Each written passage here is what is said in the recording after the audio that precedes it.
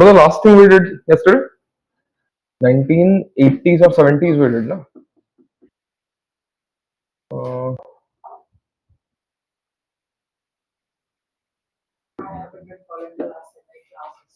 7 classes. Is everything fine now? Distant response coming. South has the problem. आगे? South is the problem. East has North has solution and North is solution. What does that mean? The global South, like developing countries, are the problem. Hmm. And developing countries have a solution. What is the solution? The developing countries. Yeah. So we'll finish DA today. We'll start with some impact of globalization during this time. And then we'll move to the next unit after this, public policy. Okay. So in DA, we have done till 1970s.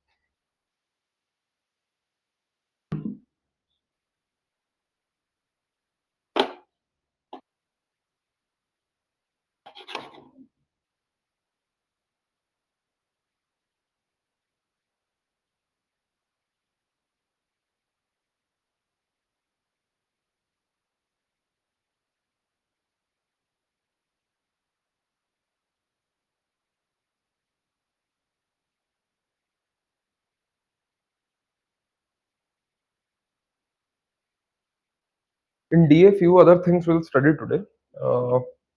Let me see what else is left.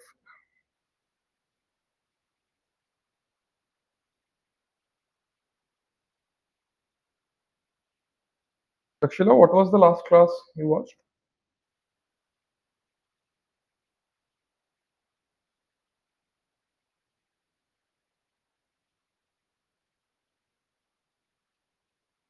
Catch up on things. Hmm.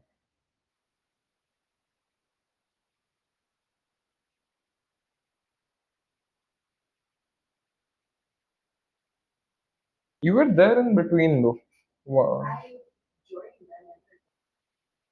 Okay, okay.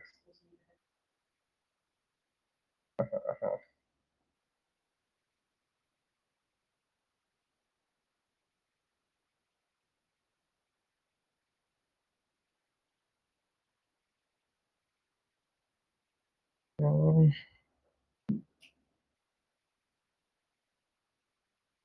ah, South has the problem. South is the problem. So till now, we know one thing that uh, development administration is all about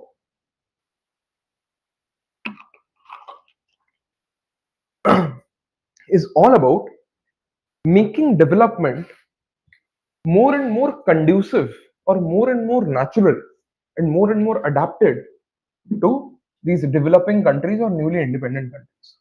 Initially, the West tried to impose their models of development on them. After that, there was some kind of backlash from the side of dependency theorists we discussed yesterday. They said that West was not something, or West was not doing this very altruistically. West still wants to colonize us now through companies and these international institutions. So this is a form of neo-colonialism, and this neo-colonialism is treating us as subjects, or as us. Us means developing countries or the global south as subjects, as a periphery, or as a puppet. And the global north, the industrial west, it continues to remain the core where everything or all kinds of capital come and sink. This means what? This means global south is not liking the model of global north and what the west is trying to impose on them. Now, after that, after the criticisms and west has defiantly answered that whatever you are saying, whatever these dependencies in theory is saying, that west the global north means the western industrialized society. What uh, what the global south is saying, that we are trying to uh, strangle them with new colonialism. It's not true, because where is the problem lie? In your country, not in our country. In your country problem lies. Who is the reason for that problem? You yourself are the reason. Where does the solution lie? In our country. What is the solution? Us, our country, our system, our models. That means we have development and you need development. So only we are the solution. This is what they are saying till now. In 1980s, however, now write a few things. This was continuing in 1970s. Okay. Now this development administration is continuing with CPA, comparative public administration. CPA is this time frame only. This is continuing because aid assistant programs or assistance programs of the United States is going to these countries. Okay? They're trying to stop the communist advances of the USSR. Yes. Now, 1980s. 1980s, a theme will, not a theme, but an era will start of something called uh, a shift towards people centric approach.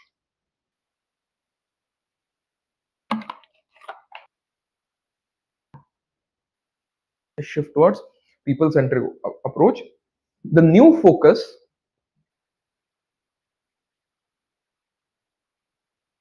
uh, is towards reordering development administration, towards reordering development administration, something called a basic needs approach was introduced. Basic need approach was introduced. After that, this this basic needs approach, this particular approach was advocated with a focus on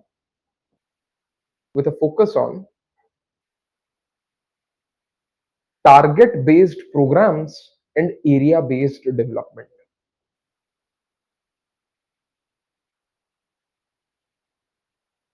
This is the shift that moved away from rigid blueprint approach rigid blueprint approach towards a flexible learning process approach.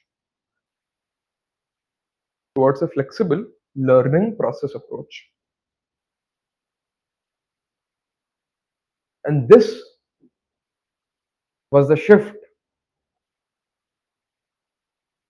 from an aeroplane approach or an airplane approach.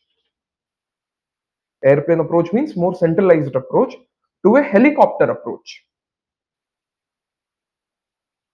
Airplane approach symbolizes centralization and one size fits for all.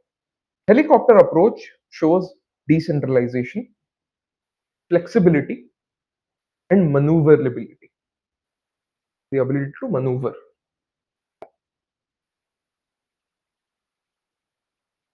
In 1990s, maneuverable.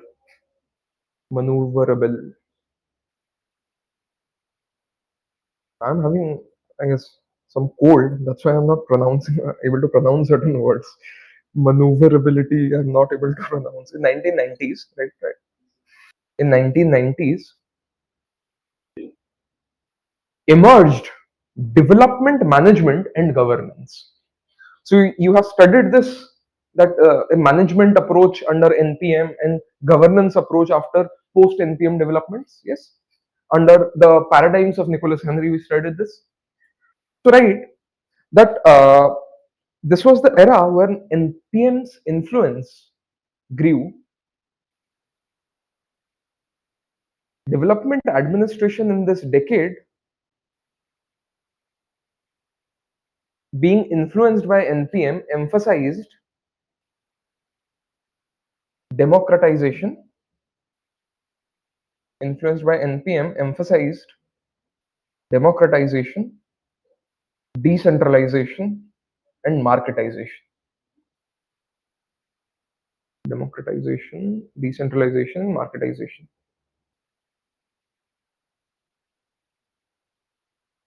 There were new terminologies that started during this era. These terminologies being development management and development governance.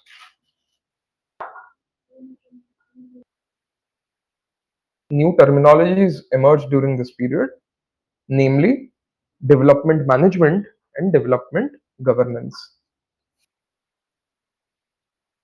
These uh, these terms highlighted certain features such as collaboration, networking, and sustainability. And sustainability.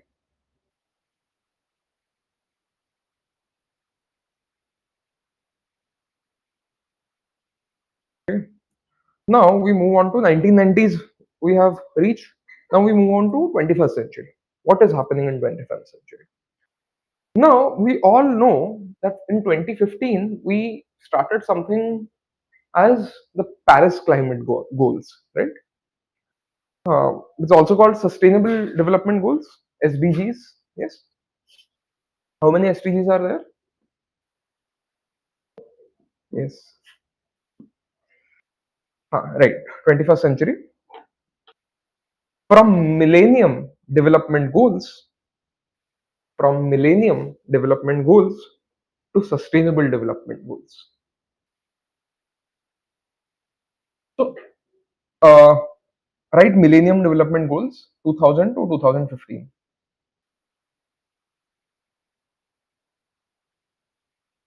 So, 8 MDGs guided global action on poverty reduction. Yet, the critics argued that the goals were imposed on the global south. Goals were imposed on the global south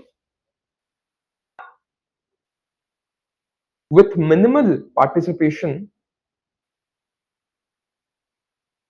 minimal participation and piecemeal approach. With minimal participation and piecemeal approach.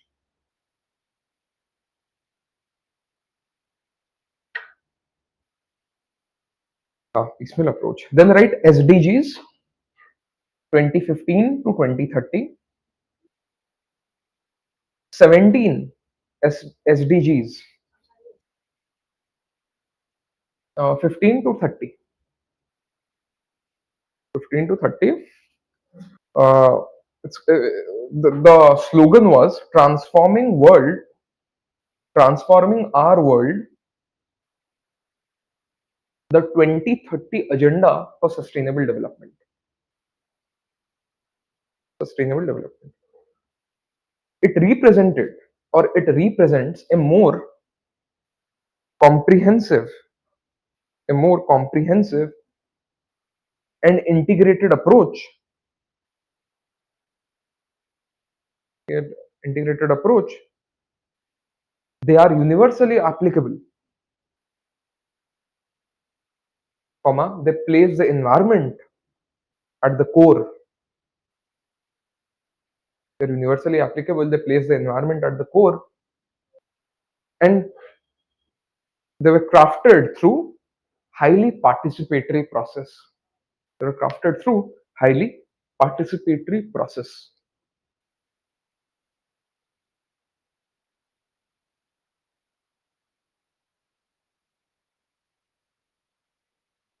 Now we can see the shift has been from global north saying global south what to do to something now where everybody is responsible according to SDGs.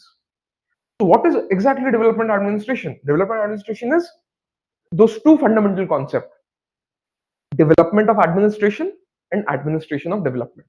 Basically, we change the orientation of administration to become from more colonial police state to a more welfare development oriented state, and or development oriented administration, but from administration of development. From administration of development, this was a blueprint that global north used to provide global south to a more participatory approach. That said, that sustainable development goals, sustainable development goals are applicable everywhere. These are not only for global south. These are not only for poor countries. It is for everywhere. And what is the principal focus here in SDGs?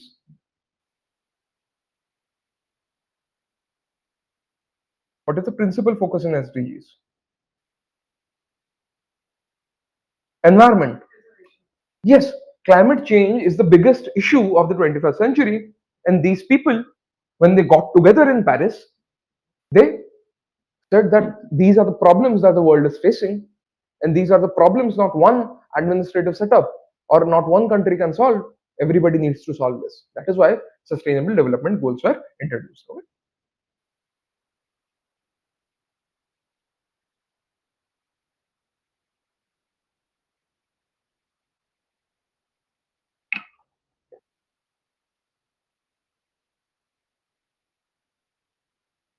Then the next topic would be anti-development thesis. Within this, matlab, in this unit only, there is a topic called anti-development thesis. Now, what is the overall idea of anti-development thesis? First, you all just understand the overarching story, and then we will write down whatever it is. See, whenever we see development in India. Do you think development of in India has always taken marginalized sections or women or tribals with the mainstream development? No. So that is the reason a lot of social cleavages exist. Hmm? That means what? There are some groups that will say all of these development agenda is only for a few people. It is not benefiting a lot of people. For the rich, for the mainstream, for the upper caste, for the upper classes, or only the middle classes, etc., etc., or only urban areas. So, in general, we understand how people are very much. What do you say? People are very much left behind when it comes to general developmental things that are being done. Okay. This means what? This means because people are left behind, they are saying this development is not exactly development, it is also only benefiting a few people. Whether it happens in developed countries, developing countries, underdeveloped countries, in all these countries, who are developing are a select few, others are left behind. Women are left behind, marginalized sections are left behind, tribals are left behind, etc., etc. And they are criticizing these things. That this is not exactly development. We are anti this development. That is the idea of anti-development perspective. For example, dams, when it came to dams such as Bhakra Nangal represented an idea of a new India. under Jawaharlal Nehru. Yes, that now India will transform its agriculture, transform its power sector, etc., using such big dams.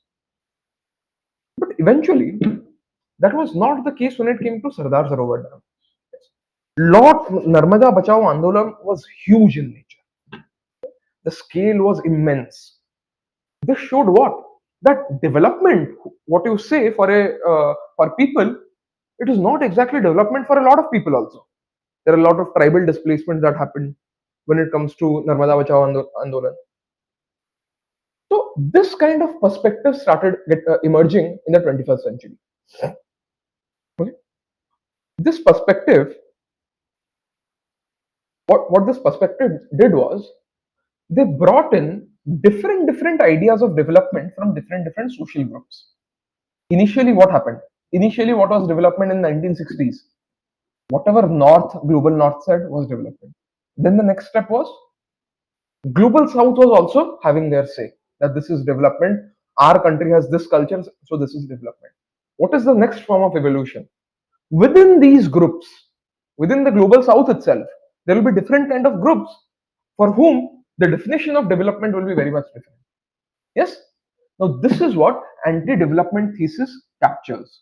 Anti-development thesis is not exactly we are against development, but we are against this model of development, whatever the model that is going on, because this model is anti-tribals or anti-nature or anti-women, etc., and that is why we want a certain uh, this developmental model to evolve and cater to our needs or very diverse needs that we have. Understood? अब लिख लो कुछ. Anti-development thesis.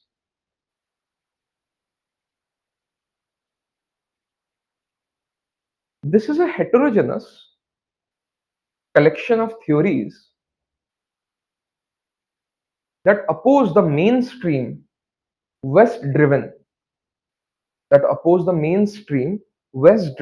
developmental agenda.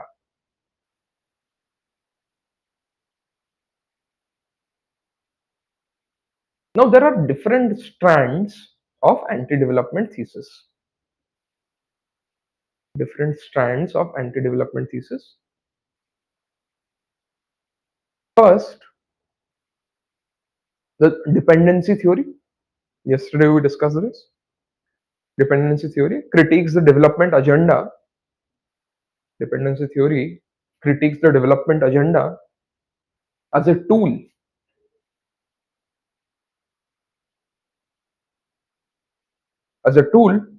of Western imperialism. The tool for Western imperialism and valorizes being the other.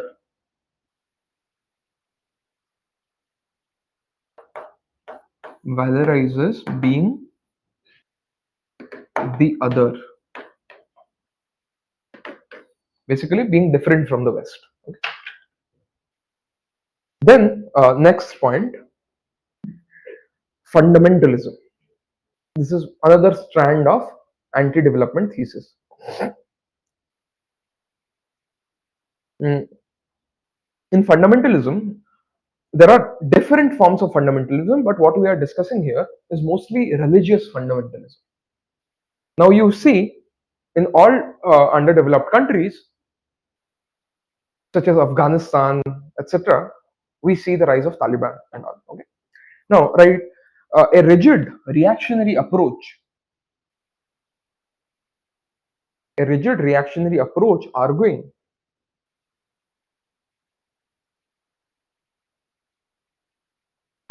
the fundamental problem, the solution to the problems,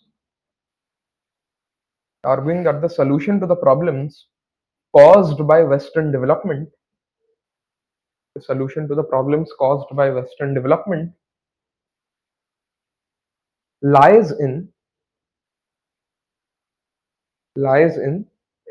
development, lies in returning to an original way of living. original way of living.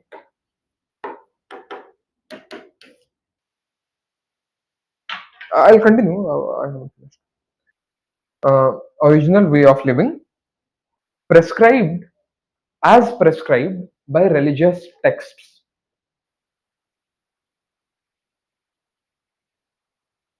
Prescribed by religious texts. Example, Sharia law. Example, Sharia law. Uh, Moiz, do you want me to repeat the dictation or the explanation?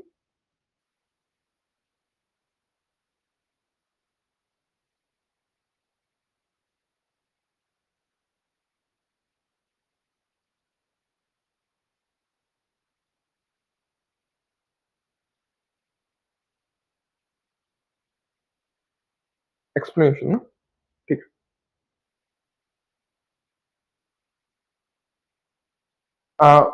Moiz, once I have dictated, let me dictate the whole thing and then I'll come back to it. You'll have a better understanding because I mean, I am not able to. Yeah, thanks. Okay, third. Write down third point. Uh, Post developmentalism. Post developmentalism and the global justice movement.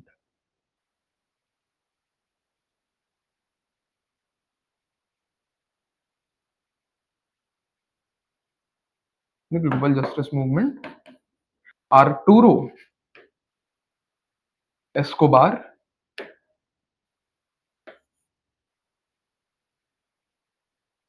And what is the spelling? Majid. Majid.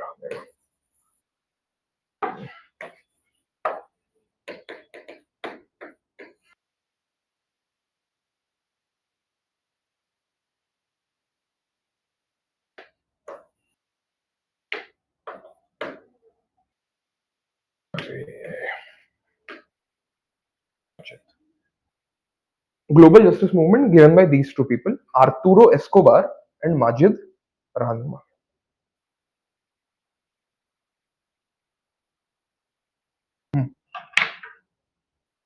So they radically reject the concept of development itself. Development itself, viewing it as an imperialistic Western construct,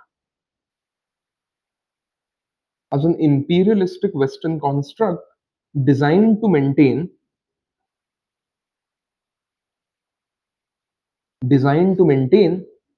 global privilege.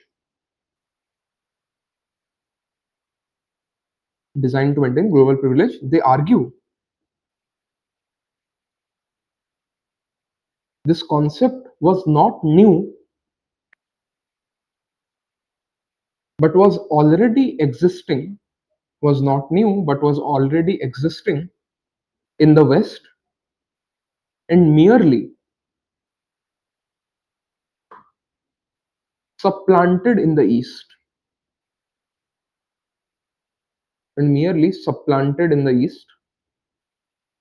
Arturo Escobar will famously state, quote unquote, quote, it is naive, will famously quote that it is naive if we consider if we consider or think that development does not stink, unquote.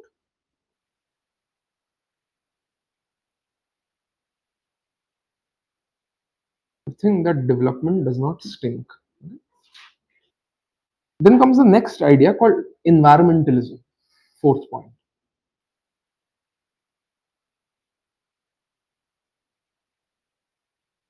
Environmentalism of the South often takes the form of livelihood movements. Environmentalism of the South usually takes the form of livelihood movements. These are more radical. These are more radical than Western environmentalism, opposing large scale development projects, opposing large scale development projects that cause deforestation, displacement, and the loss of culture and identity.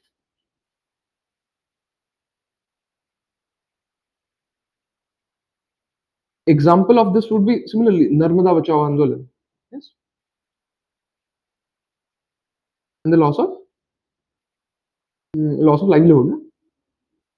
Loss of culture and identity. Loss of culture and identity. Example would be Narmada Bachao Andolan, or whatever there's any Andolan against the projects, bigger projects. It is there. Next would be feminism.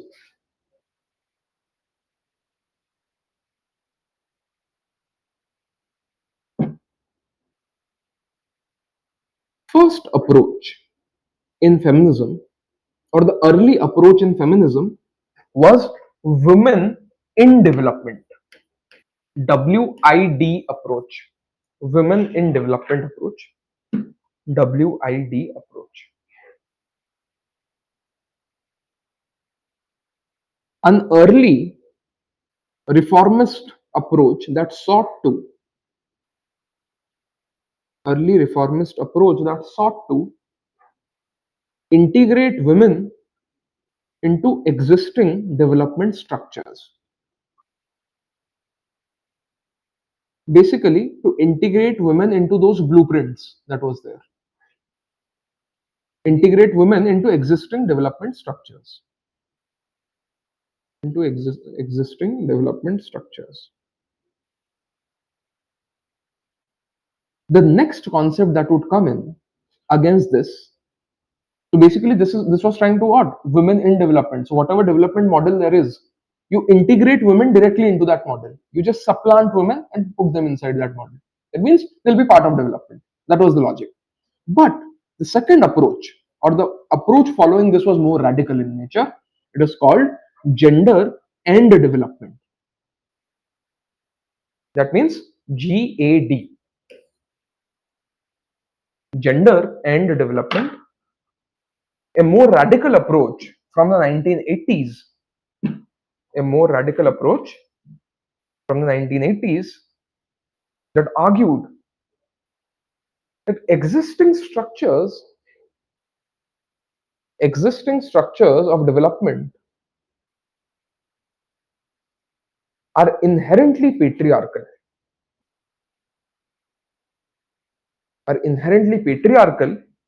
and must be fundamentally restructured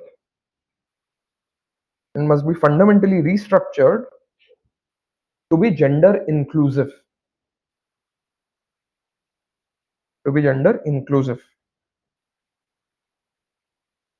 It was termed as anti-developmental. Because it sought to redefine the entire paradigm.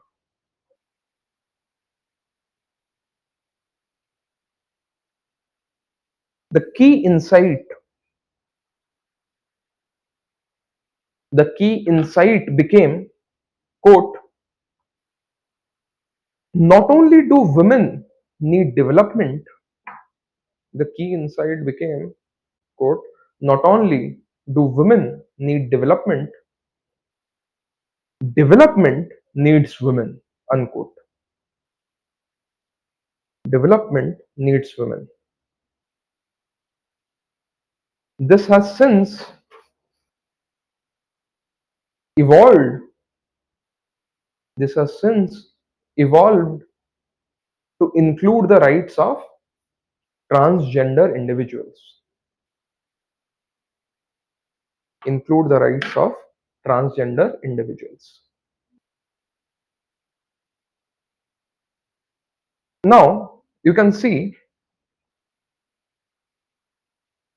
that how anti-development is against the pre-existing model of development that the West was propagating. Yes, how it was against? The feminists are saying that this in the model itself is extremely patriarchal, so there is no point of including women inside that. We have to structurally reorient them and make them more gender inclusive in nature. Okay, this is women and gender and development approach. Okay, what fundamentalism is saying, what religious fundamentalism is saying, whatever this whatever the present problem in society is, example, higher divorce rates, all are the problem of Western developmental models. What do we have to go back to? Go back to our ancient past and see how society used to live in, and we start living in that way. The very idea of revivalist movements around the world. Okay, for example, in West Asia, we see these lot of clerics saying that whatever the perfect Sharia law needs to be implemented, and this will solve a lot of problems that are there in society. Because all these Westerners are propagating certain ideas that are causing problems in society. Okay. Next was what? Environmentalism was there. Environmentalism perspective said that this model of development is not working out for us because it is displacing us from our own homes. You are making a dam, but we aren't getting electricity out of it. We aren't getting jobs. We are losing our ancestral lands, losing the forest in which we used to hunt and forage and make a living. So this is not development for us. That means lots of different kind of critical perspective will come to the Western idea of development. Dependency theorists, people will say, yesterday only we discussed that in detail, that how a master puppet theory was there, or core periphery theory was there, that global north is the base of all operations. Global south is being used as a market for their industries and to enrich the global north. Yes. Now, similarly, global justice movement, they'll say that there is nothing new that the West is doing for us. West is just bringing their models, uprooting it, and supplanting them here. That's it. And it does not apply to us. Okay, that is what global justice movement is saying. Uh, Escobar and Renama are saying.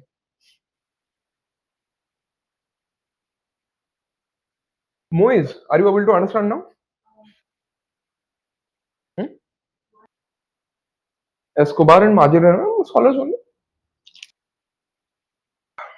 Moise, is it clear that what these anti-development theses are? ठीक है.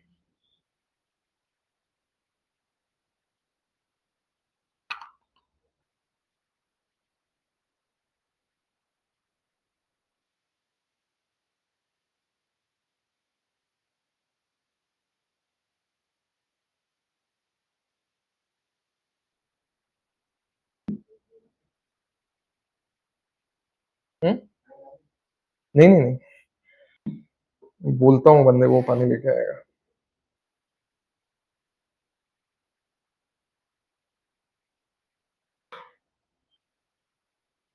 नहीं नहीं, वो आ जाएगा.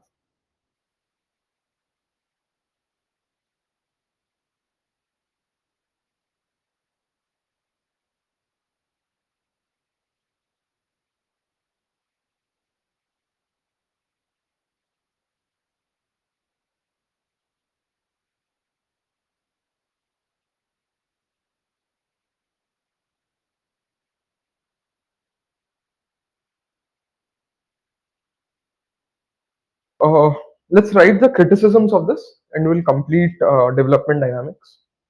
There are certain readings that I will send you the PDFs of within development dynamics. Those are very descriptive in nature, basically how bureaucracy is working in it, etc., etc. Basically, you only need to make certain collect certain case studies in this particular topic, that how in present day India bureaucracy is changing these models of development. So there are no static notes on these topics. That I'll give certain static notes, of course, but in notes form I'll provide it to you. And then we'll move on to, after this, we'll move on to the challenges under globalization when it comes to development. Okay, in development dynamics only. After that, we'll go to public policy. Now, write certain criticisms of anti-development thesis. What do you think that criticism of this anti-development thesis are? If you need to think organically, all of you, what are the criticisms of this? Moise, Anishka, write it down. These environmental movements, feminist movement, religious movements that are against this model of development. What is the problem in this particular thesis?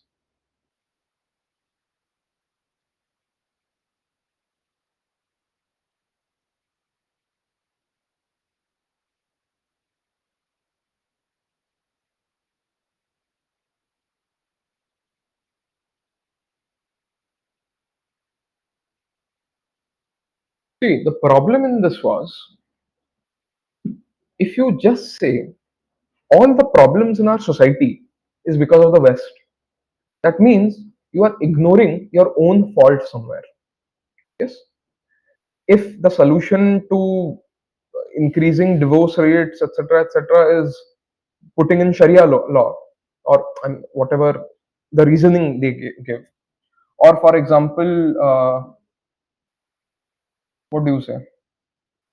Or saying that India is underdeveloped or inequality is there because of British colonialism, that means we are inherently ignoring the caste system that was there in India.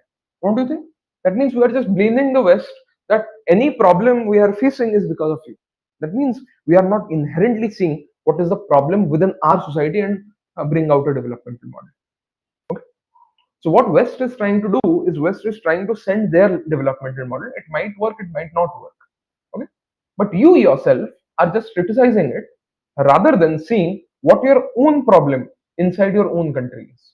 That was the defiant answer of the West, right? That South has the problem, South is the problem. Your country has a problem, and you yourself are the problem of that, because your administrative capacity is not there to deliver these developmental goals. Yes, that is the aim of development administration, right? To the development of administration also, and administration of development. That we develop the administrative capacity of the state to deliver development, and in this, after we have developed that capacity, we take those developmental programs and implement it at the grassroots levels and increase the developmental levels of these countries. That is the aim of development administration. This is what comparative public administration group they were trying to do. Okay? And eventually it evolved into something such as sustainability development goals, sustainable development goals. Okay? Now, writes criticisms of anti-development thesis.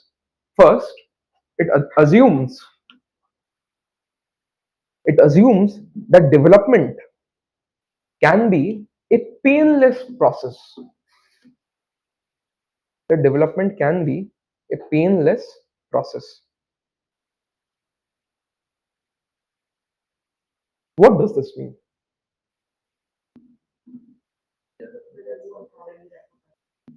Hmm. What do you say? Same. That no repercussion.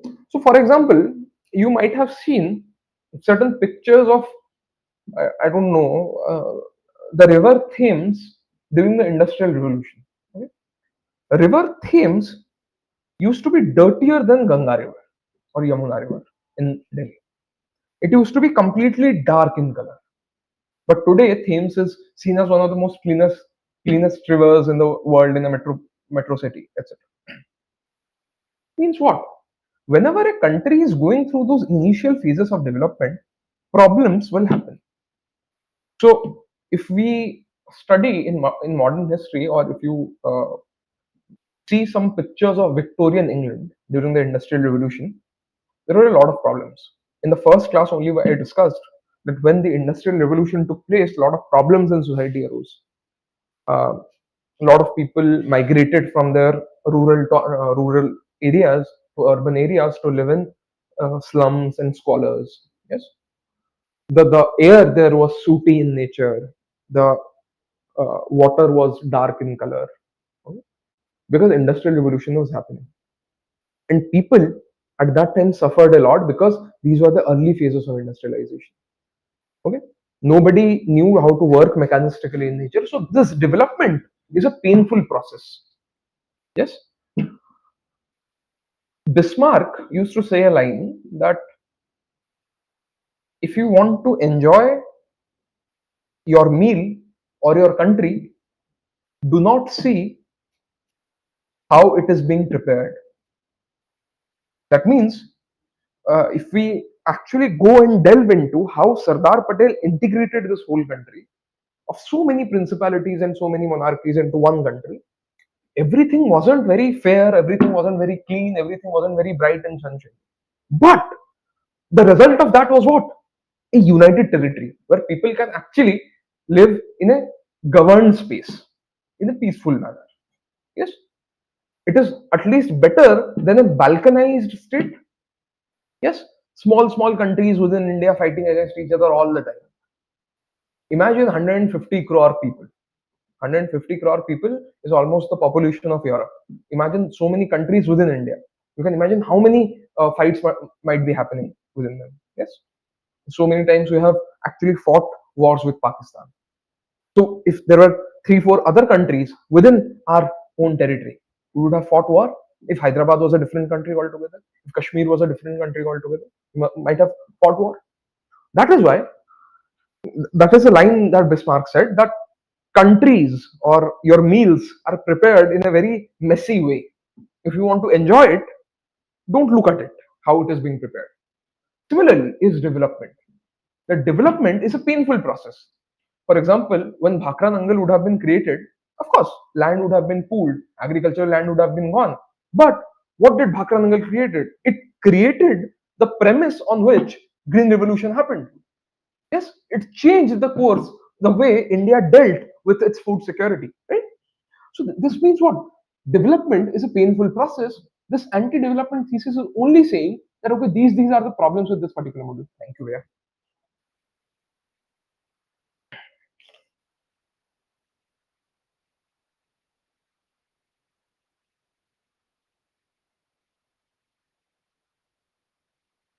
Anti-development is only saying, only criticizing, rather than seeing what exactly actually happened in these Western countries also.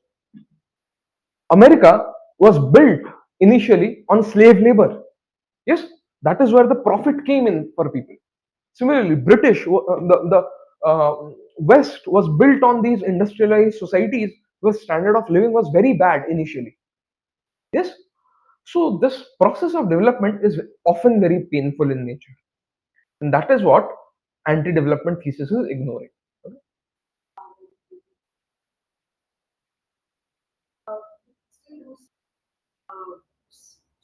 Racism in American parts, right?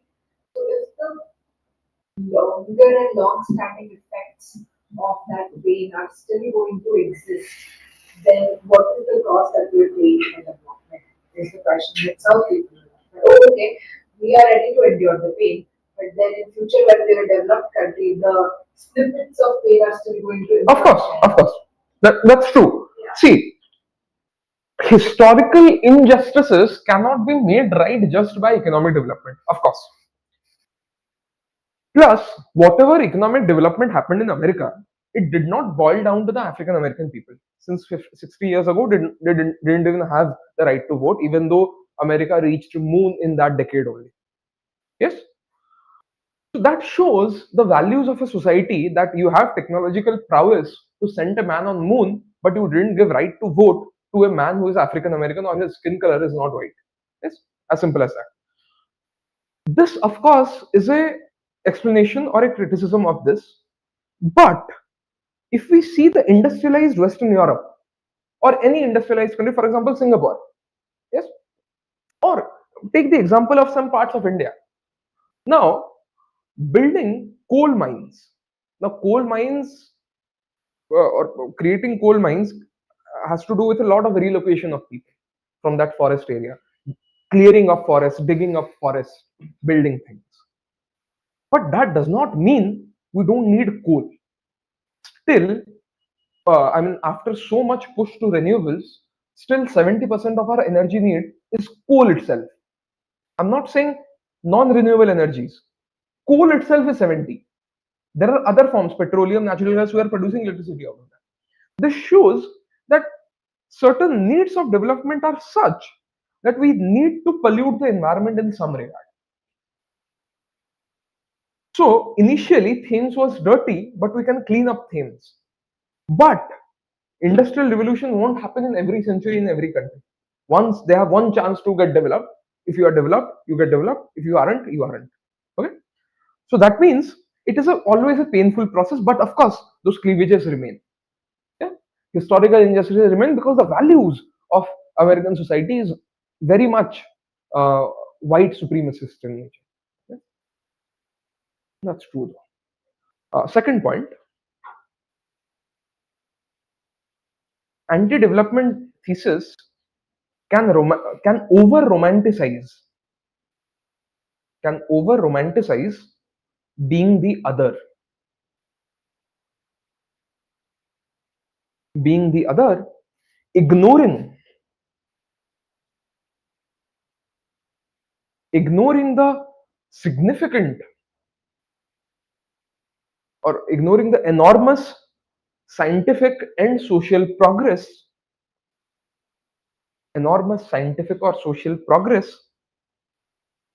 of the global north that could benefit the south. Of the global north that could benefit the south. So this means what? This means that global north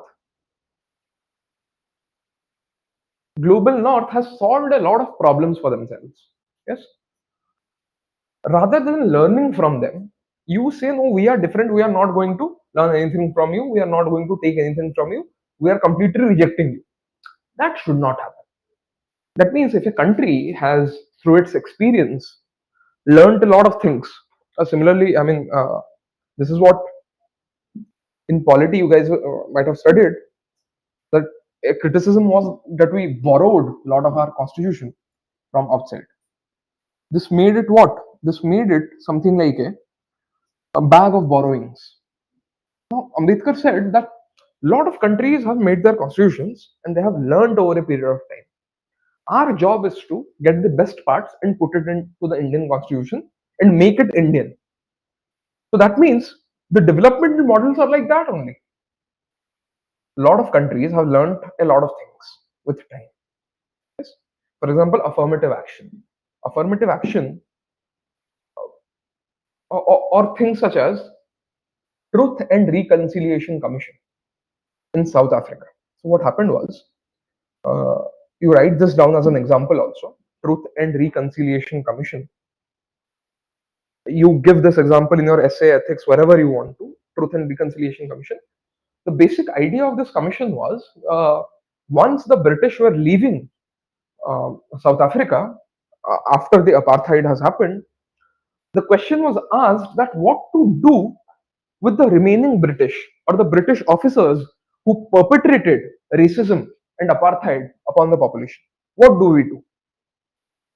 So Nelson Mandela's idea was very Gandhian in nature, that we hate the injustice but not the perpetrator of it. Very Gandhian in nature. So he said, or they started something called this Truth and Reconciliation Commission. There was no proper punishment that was given to these officers, British officers. They were made to sit in a courtroom kind of a setup. Okay, they were made to sit.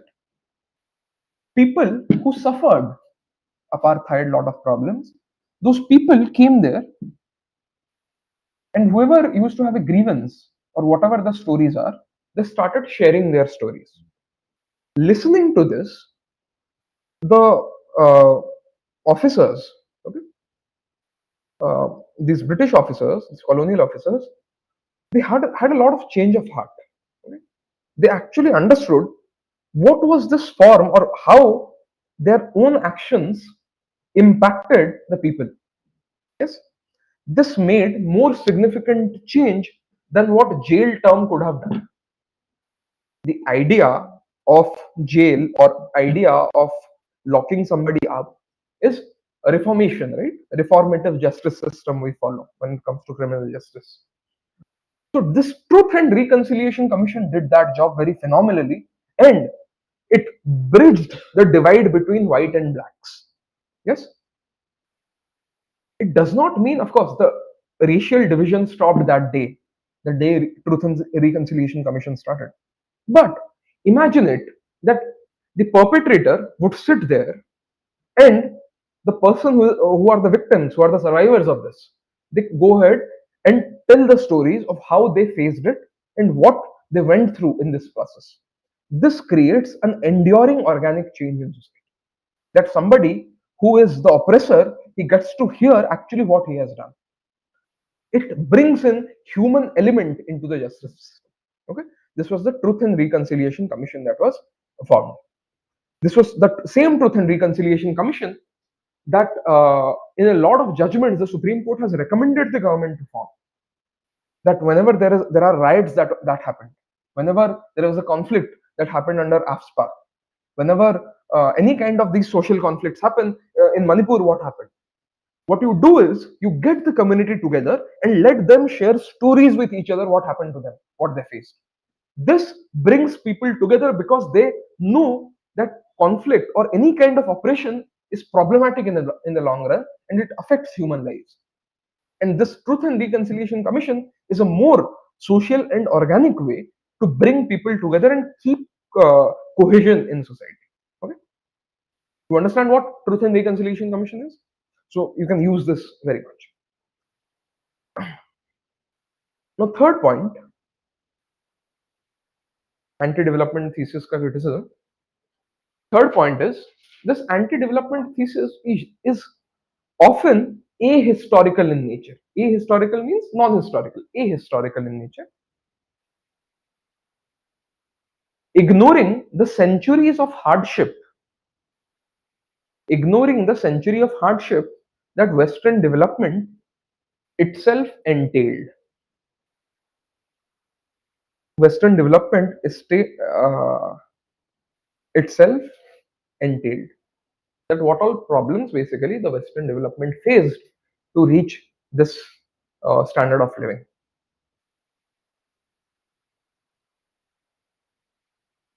Fourth,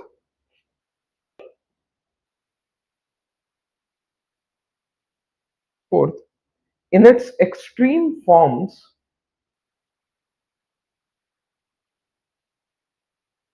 in its extreme forms means in the extreme forms of this anti-development thesis, it will give rise to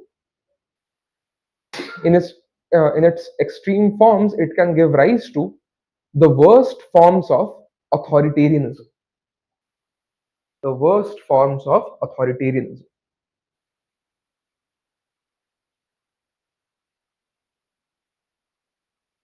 Example, Taliban in Afghanistan.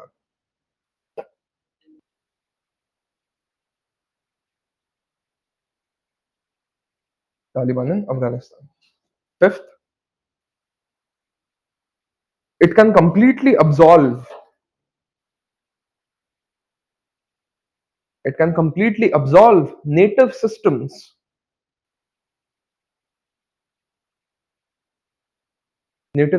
of any responsibility for their own failures and shortcomings. For their own failures and shortcomings. Basically saying all the problems are given by the West, we haven't done anything. So this was anti-developmental thesis. You all understand now? Moiz, is everything clear? Anushka?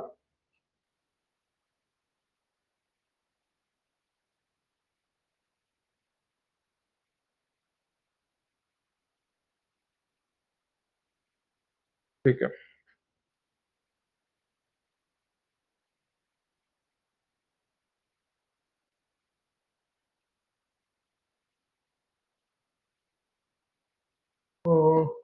Next is challenges of globalization.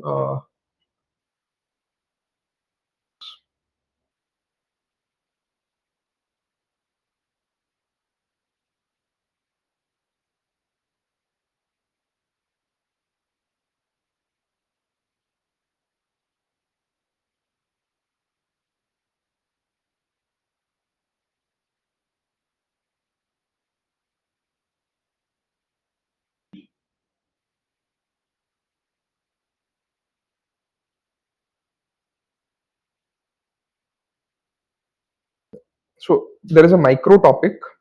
I'll read it out inside your syllabus. Uh,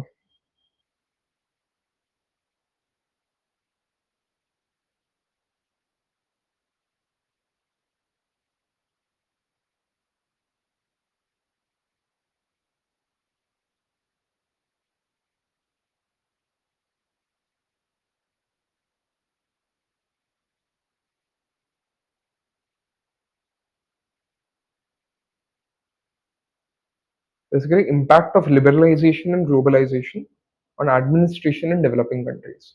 Basically, how public administration got affected during these new movements. Okay. That is development dynamics. In the previous topic, we did that in introduction, that how liberalization impacted and marketization, or what's it called, privatization impacted it. In terms of globalization also has these dynamics of Western led governance models. So that's why this specific topic we are doing.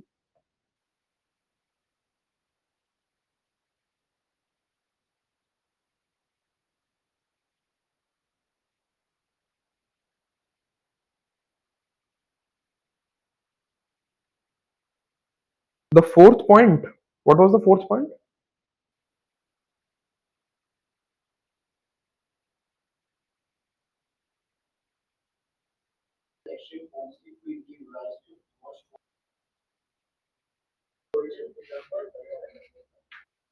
Moise, the fourth point is, in its worst form, or it has a tendency to give rise to worst forms of authoritarianism. So things such as religious fundamentalism in Afghanistan under the Taliban is an example of this.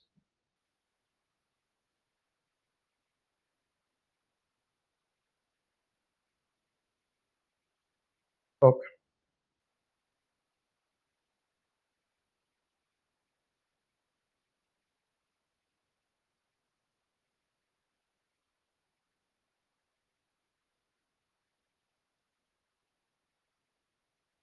What did globalization change?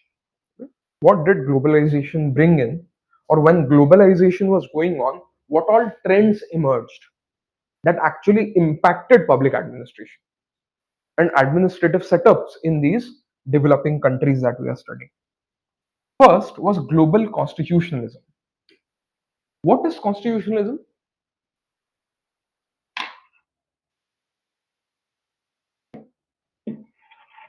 In polity, you must have studied. Mhm. What is constitutionalism?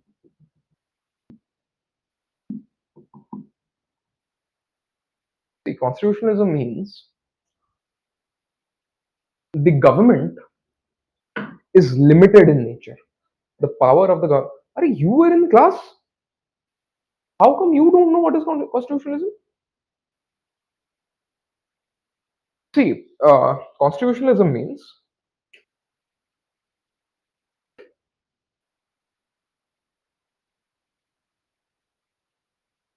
constitution. Basically, the document of constitution solves a problem. That problem is arbitrary exercise of power by the government. Now, whenever some problems happen, we go to the Supreme Court or the High Court saying that government is not acting this way, my fundamental right is affected, etc., etc. Where do we draw that power from? The constitution. But imagine there is no written constitution, but still there is a sense of certain fundamental rights to people. Okay? Constitutionalism, the term means government is limited by the constitution. Okay? Government is limited by the constitution. That means the powers of government is not unlimited or arbitrary in nature. It is to be governed according to the constitution. Okay? So if the government is this, it will only be inside whatever the constitution has has provided it the power to do. It can't go out of it. That is, constitutionalism means limited government. Yes, government limited by constitution, fantastic. Government limited by the constitution. Now this constitution can be written, unwritten, etc., etc. But a limited government is the name of the game. Okay? Limited government is constitutionalism. You understand now? Why didn't you remember this?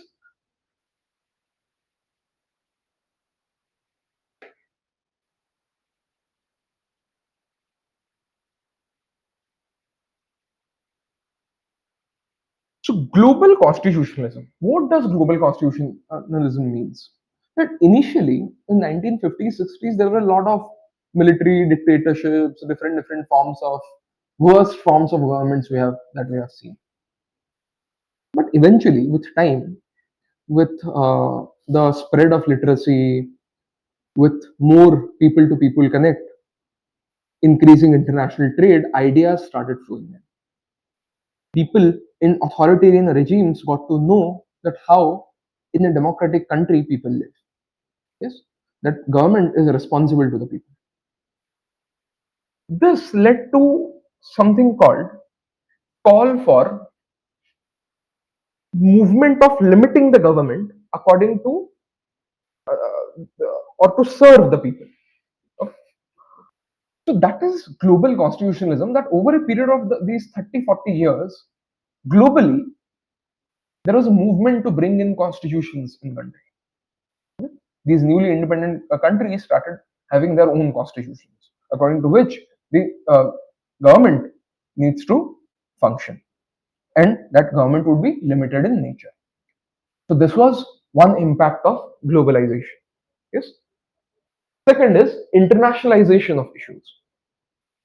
If something is happening somewhere in the world, it concerns you. 50 years ago, you didn't care. So, for example, inside Manipur, whatever is happening, it concerns people sitting in Kerala or sitting in Kashmir. Why? Because inside India, these things can happen. 60 years ago, 100 years ago, 100 kilometers away, if there is a riot or conflict going on, people in this village won't know what is happening. It does not concern them. So now, whatever the issue that is, it becomes international in nature. For example, you must have seen that in Suez Canal, a few years ago, a huge oil tanker got stuck. It led to the crisis, or I mean, the movement of goods got stuck for a week or so. Any issue, for example, there is a law and order issue in Afghanistan, yes, or there is a debt crisis in Sri Lanka. There is a wildfire in Australia. Okay, there is deforestation in the Amazon in Brazil. All of those things concern people in multiple levels of countries, different countries. Why? These issues are interconnected in nature because world itself is interconnected. That means issues are no longer national issues or local issues. These are international issues. Yes. More and more issues that were previously local, regional, or national are turning into international concerns that require global coordination. So what kind of problems are emerging? Wicked problems are emerging. Redefined state role. The role of market in the framework of governance has increased, but the role of state has not reduced. Rather, it has been redefined. State, which used to do production 30 years ago, now regulates production.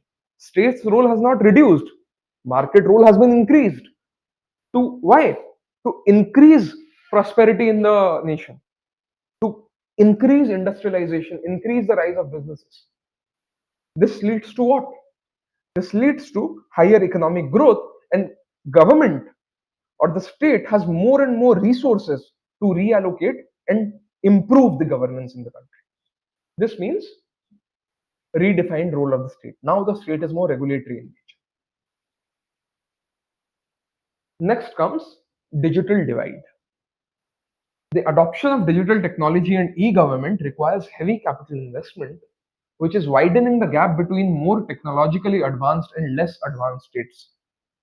For example, if you see a picture of a Chinese city or a Korean city and a picture of a some city in India or a tier 2, tier 3 city in India, those pictures will be very drastically different. You can see that there will be rapid rail systems in China and Korea, in Japan. Similarly, you will see lot of developmental activities that would have happened. But in tier 2, tier 3 cities in India, you will see that India is, I mean, is a much better example. But if we go to countries such as Africa, they are not bare minimum things are there. That shows that this digital divide is not just access to data or internet. It also means that digital technologies and e-governance that can transform governance is not being implemented in most of the countries. So those countries are very much backward in nature still and not able to technologically progress. Understood? Increased vulnerability. Less developed countries and especially their citizens are becoming increasingly vulnerable to global shocks and pressures. What does that mean? So if COVID is hitting people, it is hitting hard, extra hard in poorer countries and in poorer communities. Yes. For example, in Bangalore, if you see, lot of lakes are drying. Okay, lot of lakes are drying. Who are suffering the most? The people who are poor living around that lake. They do not get water. Rich people can afford water, but poor can't. So they get dirty water to drink, etc., etc. Similarly, uh, any kind of vulnerability is there, any kind of global shocks are there. For example, when lockdown happened, who were the people who suffered the most? The migrant laborers. They had to walk from cities which had the industries to the villages they came from. A huge amount of area. Now, this means vulnerability is increasing, etc. These are the impact of globalization. So, if Russia uh, attacked Ukraine, at that time, a lot of problems happened when it came to wheat availability across the world. That's why something called the Global Greens Initiative was started, led by Turkey and supported by India. This means what? A lot of African countries suffered because Russia attacked Ukraine. Why? Because a lot of wheat used to come from Ukraine through the Black Sea to Africa to feed those African populations. That means anything, the global shock happens, who are the people who suffer the most? The poor people, less developed states. Yes? Now, these are the trends in which globalization is changing the day to day governance. Okay.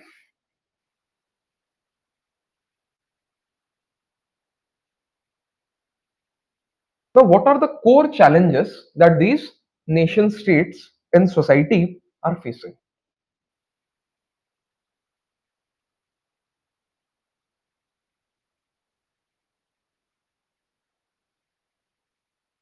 Loss of sovereignty. The ability of a nation to make independent decisions is constrained by international pressure. National policies on crucial issues like climate change, trade, finance are now heavily influenced by global agreements and expectations of international bodies.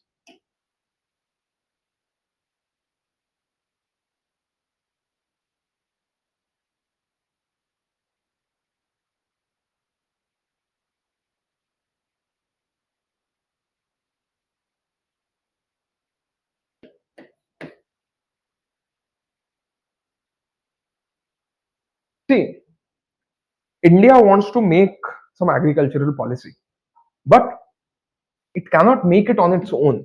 It has to see whether international trade bodies such as WTO they approve these policies or not.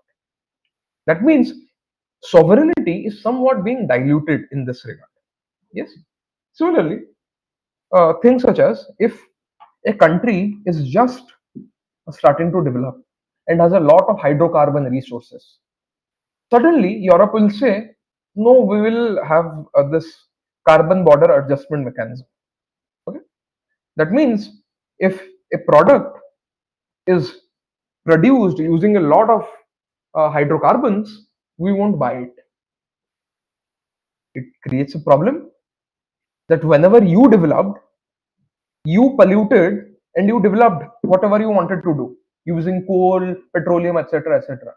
If now we are developing, you suddenly say you won't buy our products because it is made out of hydrocarbons.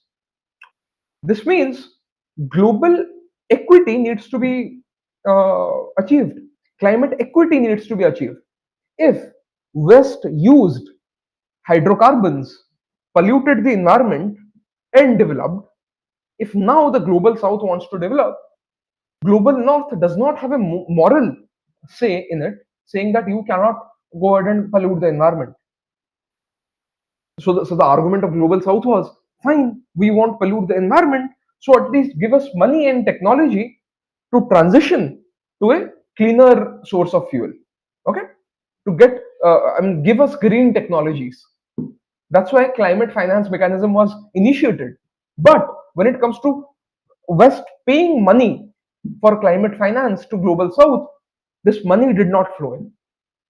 So this means the global North keeps lecturing that okay, you can't do development and you have to follow certain climate norms. But these are the people who have developed according to or polluting the environment.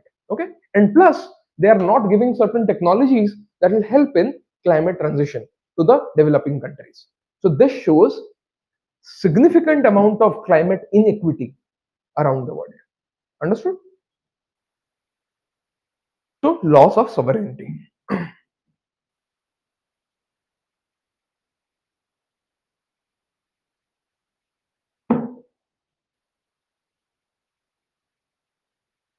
Loss of democracy. The role of people in policy formulation has been significantly undermined. How so? As key decisions are influenced by supranational organizations, citizens find themselves participating more in its implementation of policies, but have far less say in their formulation. Whatever formulation, policy formulation, whenever it is happening at the higher levels of the government. And this government has been influenced by what all kind of institutions? You write certain examples and remind me to put it in your notes. Here you have written these two, climate finance and agricultural policies according to WTO. Takshila, you are writing, right? Yeah, just remind me after class. Okay.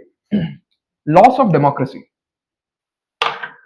As an example, write that certain consultancies such as global consultancies such as BCG, McKinsey, etc., they are involved in policy making at the government level, state government or the central government level. They are not elected individuals. Plus, they aren't there according to a government exam. That means they do not have any kind of mandate to sit in policy making rooms. Yes. Basically, through globalization, we find democratic deficit that people's opinion are not there in policy making. The opinion of actually the so-called experts or consultants of these global consultancy firms are influencing policy making. Okay, so for example, in the name of best practices, PwC or BCG or McKinsey, whatever is being applicable in some country in Latin America or North America, they'll say that this will be also be applicable here. This means what?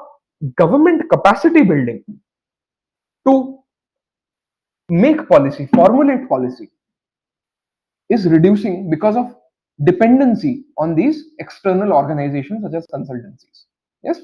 Secondly, government capacity building is reducing. That means development of administration is reducing, and people who should have a say in what kind of policy needs to be made, people have sent representatives there. They are not being involved in a day-to-day policy making. Are you able to understand that how external organizations, due to globalization, are influencing significantly government policy making? You have written that example of BCG, McKinsey, etc. ठीक है. Yeah, loss of community. There is an erosion of authentic public dialogue and public space. The agenda for what issues people will discuss is now decided by global media and external forces, not by people themselves. The ability of communities to come together to choose and control their own issues has been significantly restricted. It means, how is loss of community happening? Initially, there used to be people going to Gram Sabha, etc., etc. But now, due to urbanization, none of us go to any Gram Sabha or any local meeting that is there. And whatever is to be decided, whatever agenda needs to be decided, it is set by the media. And suddenly we see corporatization of media happening.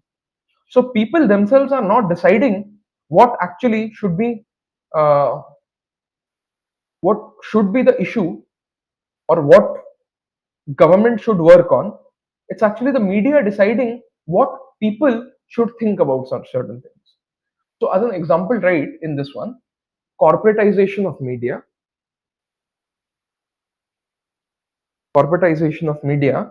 and other thing that came to my mind, loss of community. What did I explain recently in this community?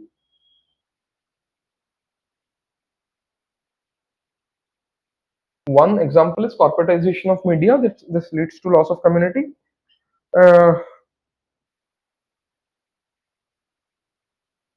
Okay.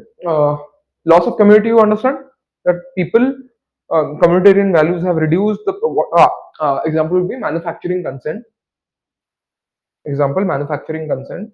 That media manufactures the consent of what actually policy or what exactly community should think, rather than communities coming up on their own. In this manufacturing consent, bracket mein write Noam Chomsky.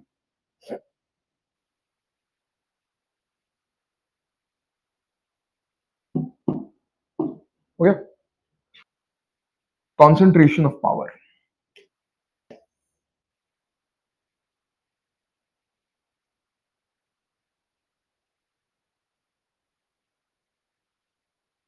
Wherever you see in any country, all the big countries, China, the United States, don't you think power, actually power, is concentrated into very few hands? Industrialists and a few politicians, they hold all the power, both in America, both in China, etc. That means the power. So this actually is a continuation of whatever we explained before. Loss of community, democratization is de-democratization happening. This means power is going away from people. Power is being concentrated into a few hands because global economic setup is such a way that capital is concentrated in a very few hands, and it is increasing in nature. For example, write another example in this concentration of power, techno-feudalism. Example, techno-feudalism. There is a Greek economist. His name is Yannick something. Write his name Yannick. Leave some space. I'll come up with the surname. Techno-feudalism. Techno-feudalism says, I mean, I don't remember his name. Techno-feudalism says that, for example, you take an example of Ford as a company. Ford, in all its operation for production of cars, it used to pay 80% of the money in salaries. Salaries of technicians, salaries of car assembler, all manufacturing, everything. 80% used to go in salaries. But the present tech companies, all the revenue they earn, all the revenue that is, only 1% goes to salaries. From 80% from a traditional industrial setup to 1%. This means there is economic growth happening technically, but that money is not flowing to people. If Ford used to make 100 crore rupees, where does 80 crore used to go? To salaries. Population or people used to get that money, and that money used to go into the economy, and economic growth used to happen. There was a multiplier effect. But when it comes to present big tech, money is being concentrated into very few hands because 99% is the profit. 1% is the salary they are paying. I mean, not 99% would be the profit, but 1% is the salary they are paying.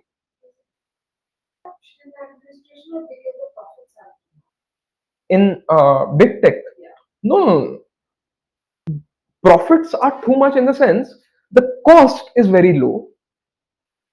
Quality No.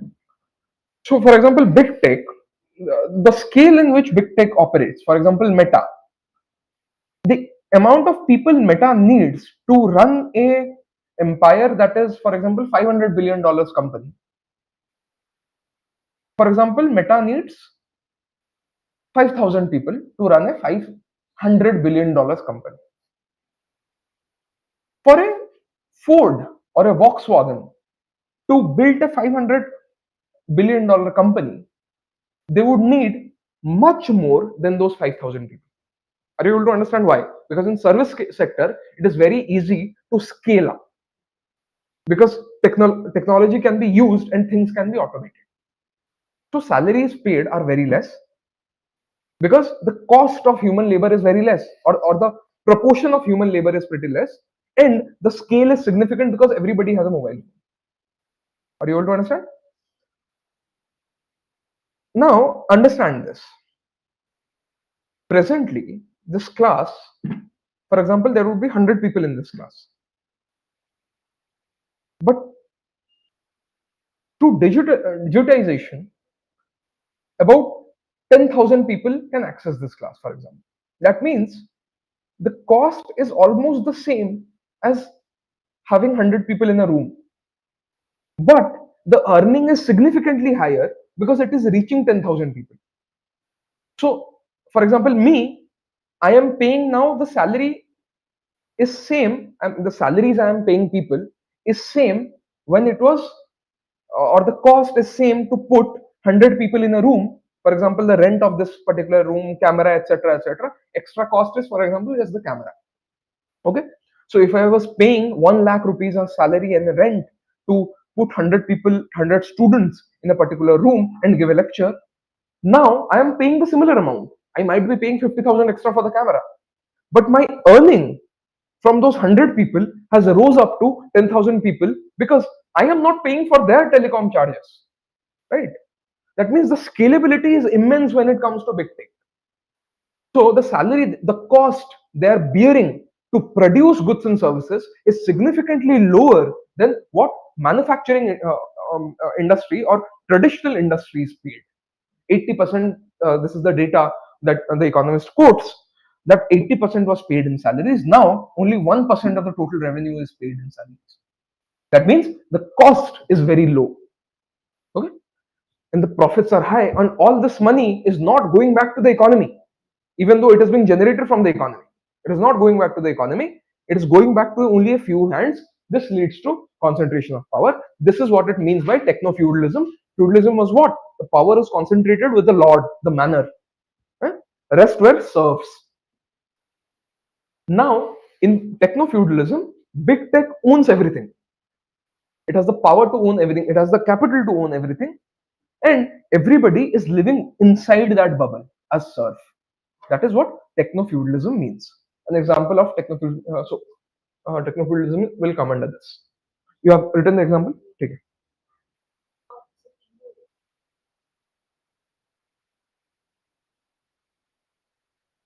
give another example of the first one. Loss of sovereignty. Yeah, loss of sovereignty, there are many. See, in 91 LPG reforms, you see. So we were arm twisted, or we were pushed into the LPG reforms because we owed a lot of, we did not have a lot of, what do you say, foreign exchange to buy oil.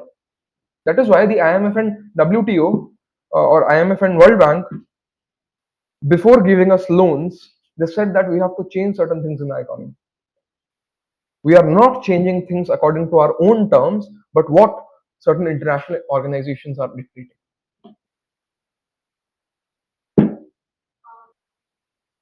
Yes, does the public use faith in the government when it lets other entities influence? No, because it does not lose faith in the government, because the public sphere, or the community feeling, community deciding what to be done, is withering away. Because this is dictated by media, and media manufactures that consent. So this is what Noam Chomsky's argument is, that media uses, or media is used to change people's ideas or opinions about things. Their consent is manufactured, and the deficit of trust that should be there, or the deficit of legitimacy. Who said that deficit of legitimacy? Jürgen Habermas. Uh, the deficit of legitimacy. This does not happen, or is not seen in a wide scale, because community is engaged in rest of the things. They do not care that who is influencing our economic policy. But in a larger scale, yes, in the long run, legitimacy of the government reduces.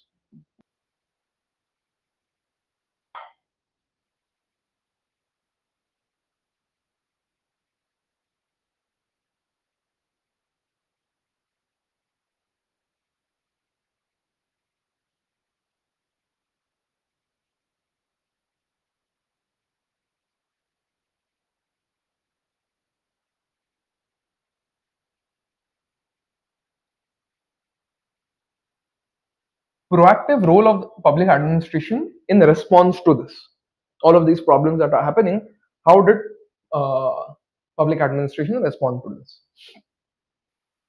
Protection and promotion of public sphere. Okay? The most important role of public administration is to create and protect spaces for citizen engagement. For citizen engagement, this involves designing structures and processes that involve people at all levels of governance, from policy making and implementation to evaluation. So, at all levels, for example, MG Narega or midday meal schemes are being implemented, you involve people in policy making, you involve in its implementation, that you let people decide what are going to be the food that we are going to serve in this particular area. What are the local fruits and vegetables that are grown here easily? What can you produce? What can we get from the local markets, rather than sourcing it centrally and getting things out of PDS system? Because PDS system is not nutritionally so much, is nutritionally very limited in nature. It's just rice, wheat, sugar, things such as that. So you can't feed children only that. You need that to diversify. And there has to be vegetables, there has to be dal, there has to be eggs for increased protein and micronutrient needs. Okay, so protect and promote public spaces. Public space means wherever the public is interacting with the government or interacting with each other. Public space needs to be protected, and bureaucracy does that by how? Opening up its policy or day-to-day action to public scrutiny. So if MG Narega, digitization of MG Narega is being implemented, so grievance redressal mechanisms are put into place, so that you can listen to what grievances public have and change the policy that will suit them better. Yes.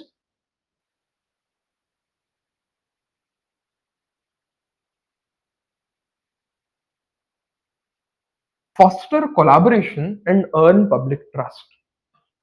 Public administration must shift towards a more networking and collaborative approach. So this is how public administration can answer to the emerging challenges of globalization. Foster collaboration and earn public trust. Shift towards more networking and collaborative approach. Where did we study this? Networking and collaborative approach. Under what topic did we study this? Governance. Governance is all about networking.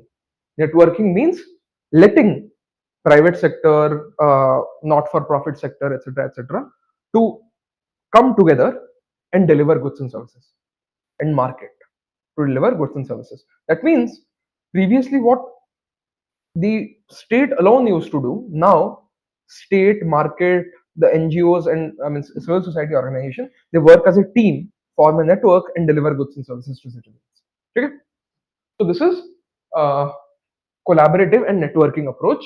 It needs to create a system where citizens and citizen groups have a more empowered role, which is essential for earning and maintaining public trust. Okay? What are these systems, these network systems? For example, a committee is being formed to implement something in the local area. That committee constitutes certain representatives of certain citizen groups. For example, the leaders of Asha Karmis are there.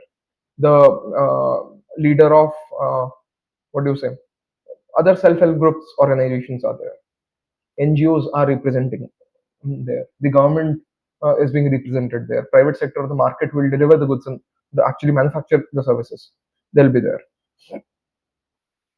Certain stakeholders will be there.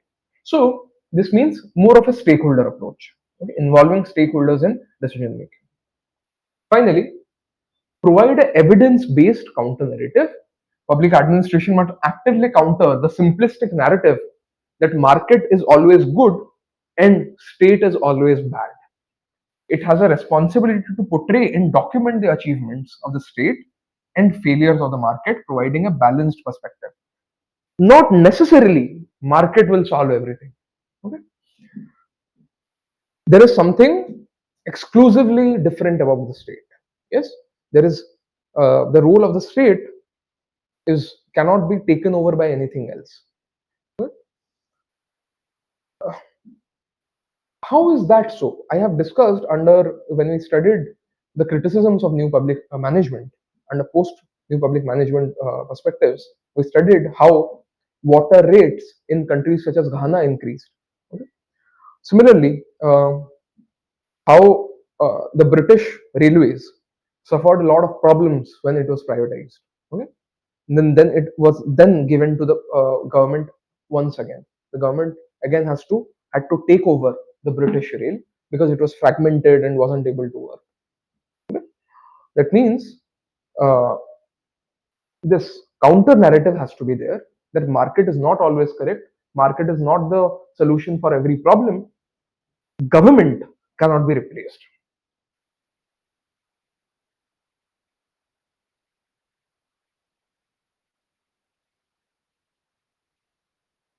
These things we have actually discussed, but there are certain scholarly insights that you need to study. From controller, the state has moved into an enabler, facilitating businesses, facilitating production of goods and services. Contrary to some predictions, the state's importance has not diminished, it has transformed. The nature of the role played by non-state entities, including market, ultimately depends on the state. Whether law and order is fine or not, whether license are easily available or not, how easily state is able to process the application for new industries. So ease of doing business determines, and law and order issues determine how much economic growth will happen. So role of the state is indispensable in nature. Yes?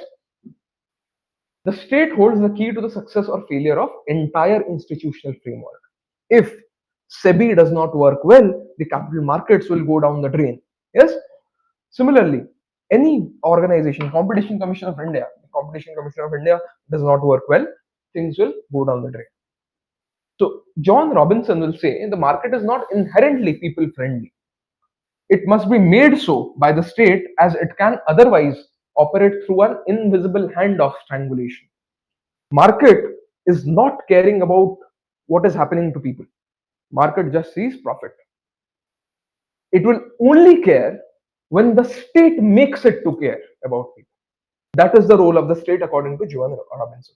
Are you able to understand that how vehicle is now the market, but state steers it? Yes. New models of state actually you have understood.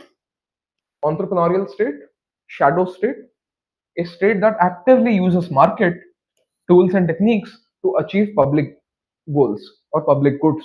This is the very idea of new public management. Okay?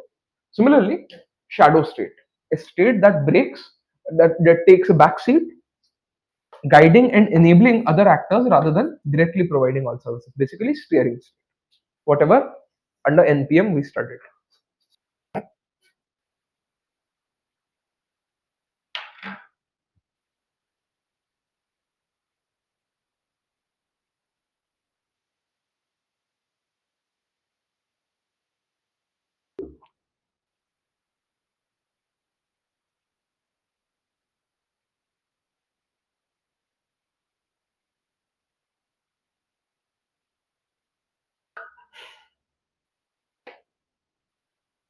See, you include this into your introduction notes. Okay? Introduction in that topic where I taught you impact of liberalization and privatization on public administration. You read these things combinedly. Okay, you don't have to put it at the same place, but these are the same points you can use there also. Okay, question won't be asked unit wise; it will be asked in general. You have to write using mind.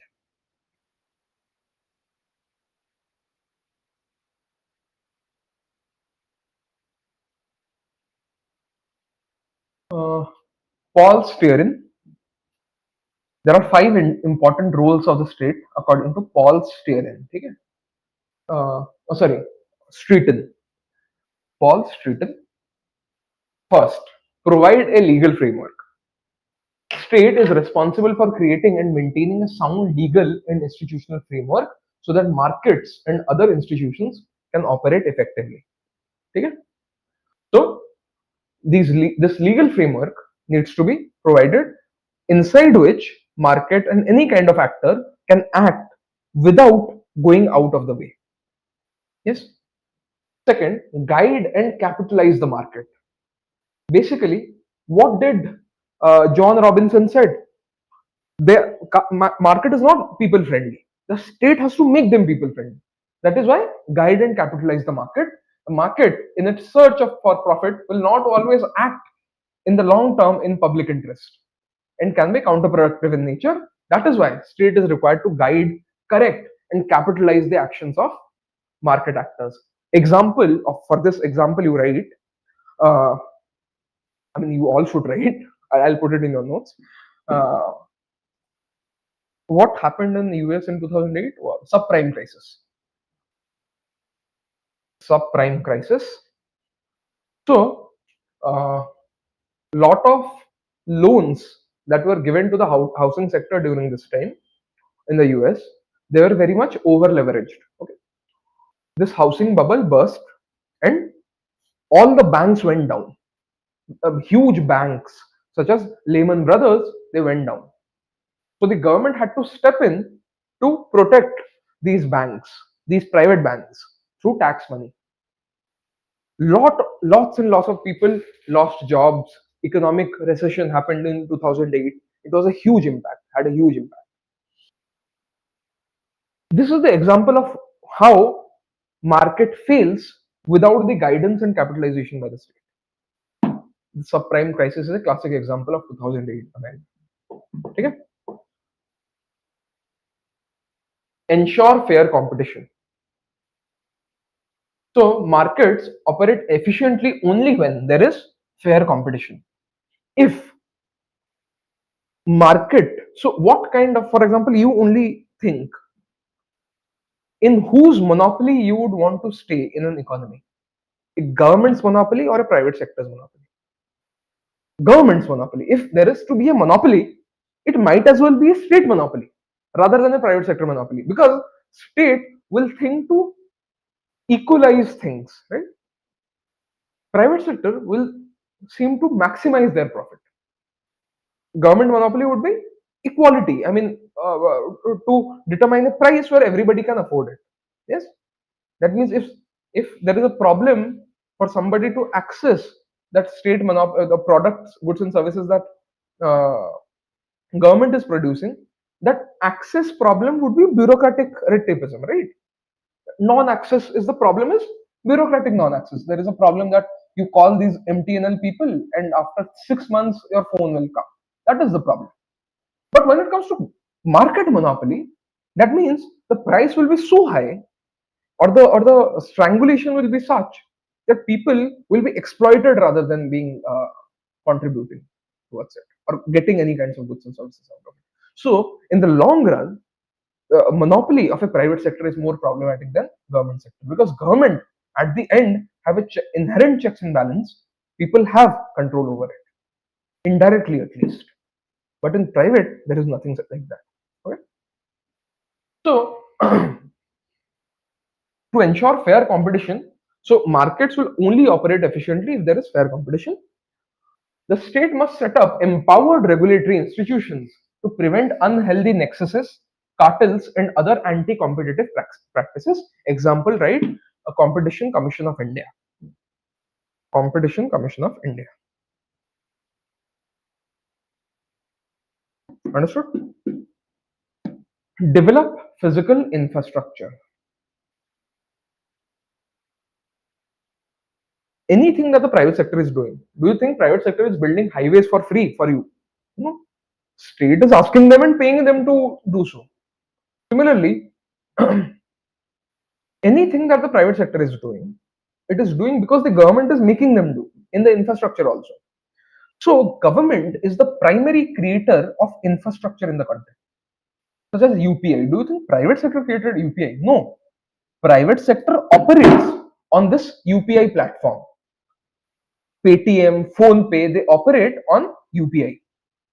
UPI is something, is what? A digital public infrastructure. Government created it. That means government has a responsibility. So develop physical infrastructure. You write also digital infrastructure in this one. Okay, you write that. I'll edit this. That government has the responsibility to create these physical and digital infrastructure so that things can operate on it. So on UPI, Paytm runs on UPI. Things such as uh, any kind of digital tools run.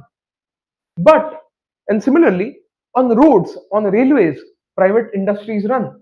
Okay, so that is the problem that is going on here.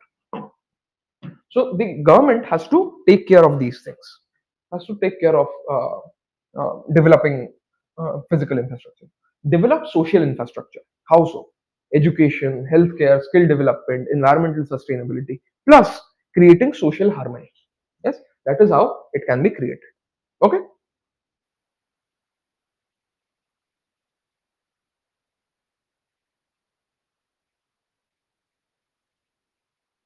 How much is left? There are actually things left. Okay, we'll continue tomorrow then.